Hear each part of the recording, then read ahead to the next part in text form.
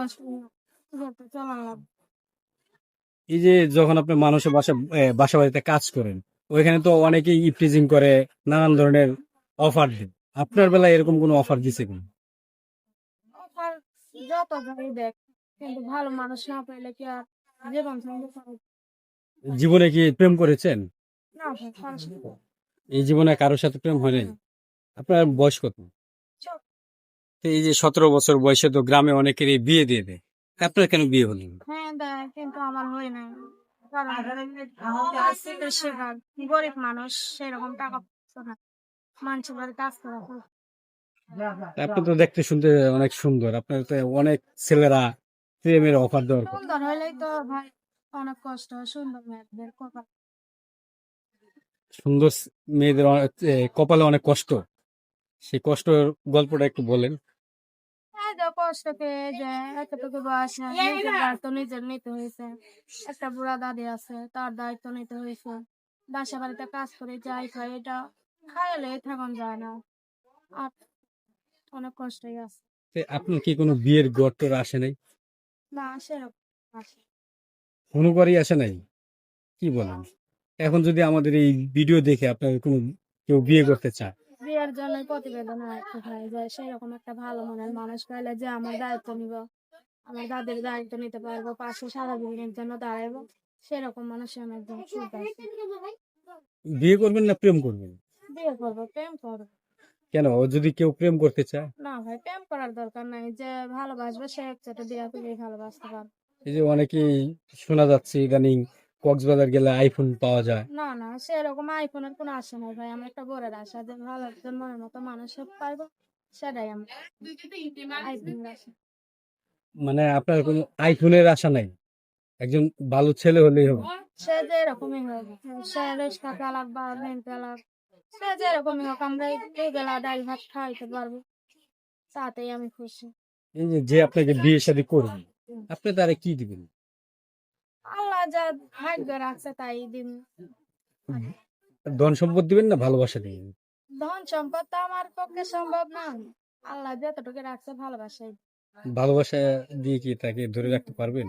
আল্লাহ যদি রাখায় তাহলে পারবো। তো এই যে আপনার সাথে যদি কেউ যোগাযোগ করে তাহলে কিভাবে করবে? ফোনের মত তো সেই ফোনে যদি আপনাকে বিয়ে না করে প্রেম করার অফার আসে খালি? করার রকম চাই না। আমি চাই যে একজন ভালো একজন মনের মতো মানুষ যাতে আমার বিয়ে করবে, সে মানুষ পেলেই হবে ভাই। আসলে কি তুই শুধু ফোন দিয়ে 2 দিন কথা বলে পাশে দাঁড়াইবো না, বিয়ে করবো না, তার কোনো দরকার নেই। আসলে কি আপনার বিয়ে শাদী করবেন না? হ্যাঁ ভাই, বিয়ে করার জন্যই আইছি প্রতিবেদনে। সেই ছেলেটা কেমন লাগে? সে যেমনই হোক না কেন, সে আমার দায়িত্ব নেবে, 2 বেলা 2 মুঠো ডাল ভাত খাওয়াইতে পারবো। এই যে আপনি যে সুন্দর ড্রেস পরে আসছেন, একদম বিয়ের ড্রেস পরে আসছেন, তো বিয়ে করার জন্য মানে একদম বিয়ের প্রস্তুতি নিয়ে আসছেন, তা আপনার সাথে যোগাযোগ করবে কিভাবে?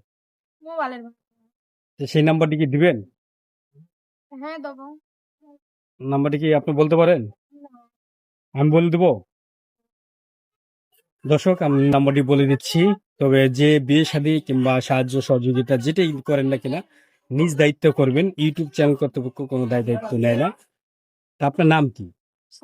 সাথী। এই সাথীর সঙ্গেই যোগাযোগ করবেন, সাথীর সঙ্গে যোগাযোগ করে বিয়ে শাদীর ব্যাপারে কথা বলবেন, কেউ অযথা ফোন দিয়ে ডিস্টার্ব করবেন। আচ্ছা আপু, এই যে আপনি বললেন যে ছেলে যেমনই হোক, এখন যদি কারো পা না থাকে, আপনাকে পছন্দ করে, তাহলে কি সেই পা ছাড়া লোকের সঙ্গে বিয়ে বসবো? তাতে কোনো তো আমার সমস্যা না, আমি ছোটবেলা থেকে কষ্টে মানুষ হয়েছি। সে যেমনই হোক না কেন, যে আমার দায়িত্ব নিতে পারবে আমি তাতেই খুশি। সে কানা হোক ন্যাংরা হোক, তাতে কোনো না হোক। তো যে কানা ল্যাঙ্গা, তার নিজেরই তো টাকা থাকবে না? সে নিজে তো দেখাই নিব আমারে, যে নিব সে তো দেখাই নিব, যে আমি তারা খাওয়াইতে পারবো না পড়াইতে পারবো, সেটা তো নিজেই।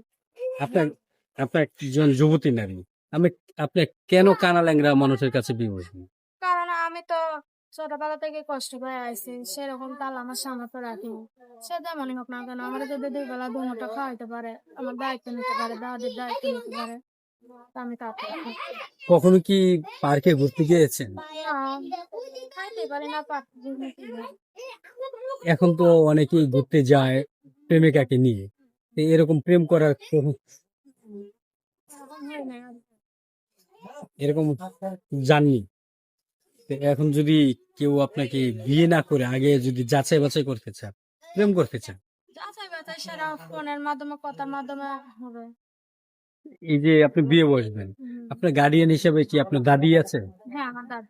দাদির সঙ্গে কথা বলতে হবে। হ্যাঁ তারা চাইলে দাদের সঙ্গে কথা তো আসলে এই যে দাদির সাথে কথা বললে আপনি যেটা বললেন যে ল্যাংড়া হলেও পা নেই এমন ছেলের কাছে যাবেন, তা আসলে দাদি কি সেটা মেনে নিবে? হ্যাঁ নেবে নেবে না কেন? একটা নারী তো সবসময় চায় একটু তার স্বামীটা সফল থাকুক এবং ভালো থাকুক, সুস্থ থাকুক। তা আপনি একজন অসুস্থ লোকের কাছে কেন যাবেন? অসুস্থ লোকের সাথে আমার বেকাই নিবে। মানে আপনাকে তো দেখে নিবে, ঠিক আছে, কিন্তু আপনি যে অসুস্থ লোকের কাছে যাবেন, তো সেটা কি আপনি দেখে শুনে যাবেন? হ্যাঁ সে যদি আমার নেয়, যদি আমার দায়িত্ব নিতে পারে এখন দেখা যাচ্ছে যে সে খাওয়াতে পারলো না আপনাকে, সে নিজে অচল, না হলে তো আপনার জীবনে সেই দুঃখই রয়ে গেল। তো দুঃখ রইবে না। আর যারা খাওয়াইতে পারবে না তারা তো দায়িত্ব নিব না। অনেক পুরুষ আছে খাওয়াইতে পারে না, কিন্তু 3টা 4টা বিয়ে করে বউ রেখে দিয়েছে, খাওয়াইতে পারে না। তো সেরকম যদি হয়ে যায় তখন সেরকম তো ভিডিওর মাধ্যমে করে দিয়েছি যে যারা ফাইজলামি করবা দুষ্টুমি করবা তারা ফোন দিবা, যে দায়িত্ব নিতে পারবা, যে বিয়া ওরা সারা জীবনের জন্য পাশে থাকতে হবে, তারাই ফোন দিবা। আচ্ছা, তো সেই ক্ষেত্রে আপনার সাথে মানে যদি দেখা যাচ্ছে যে আপনাকে খাওয়াবে পড়াবে, প্রথম প্রথম তো সবাই খুব সুন্দর আদর যত্ন করে, পরে তো আবার কোনো খোঁজ খবরই থাকে না, হ্যাঁ আছি। তো সেই ক্ষেত্রে কি করবেন? স্যার আমার ভাগ্য, যদি আমার ভাগ্য আল্লাহ লেখা থাকে তো হইবে। আচ্ছা, সেটা আপনার ভাগ্য, মানে ভাগ্যের উপরে ছেড়ে দিয়েছেন সবকিছু। আচ্ছা দর্শক, আপনারা যারা দেখছেন এই বোনকে, আপনার নাম জানো কি?